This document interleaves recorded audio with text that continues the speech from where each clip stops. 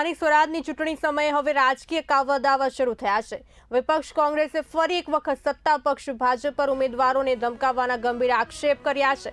રાજકોટ ઉપલેટાના ખારચિયા ગામ તાલુકા પંચાયતની બેઠકના કોંગ્રેસના ઉમેદવારને ફોન કરી ધમકી ભાજપે આપી હોવાનો આક્ષેપ કર્યો છે। ઉમેદવારનો આક્ષેપ છે ફોન કરી તેમના પર ઉમેદવારી પાછું ખેંચવા દબાણ કરવામાં આવે છે। હવે જોવાનું એ છે કે ભાજપ આ મુદ્દે શું પ્રતિક્રિયા આપે છે। રાજકોટ જિલ્લા કોંગ્રેસ ઉપપ્રમુખ ઉપલેટા તાલુકા પંચાયતની ચૂંટણીઓ ચાલી રહી છે।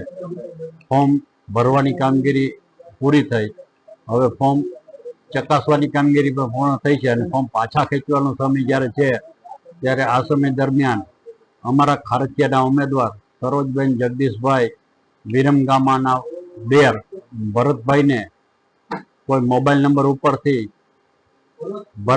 સરોજબેનનું ફોર્મ પાછું ખેંચી લેવા માટેનું દબાણ અને ધમકી આપ્યાનો બનાવ બનેલ છે। આ અંગે ભરતભાઈએ ભાયોદર પોલીસમાં ફરિયાદ પણ કરેલ છે।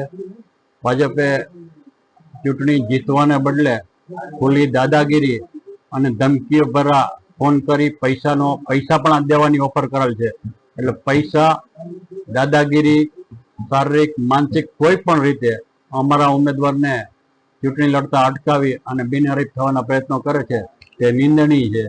આ અંગે આજે અમે રાજ્ય ચૂંટણી પંચમાં પણ રજૂઆત કરનાર છીએ અને જેમને આ ધમકી મળી છે એ ઉમેદવારના દેર ભરતભાઈએ ભાયોદર પોલીસમાં પણ પોતાની અરજી આપેલ છે।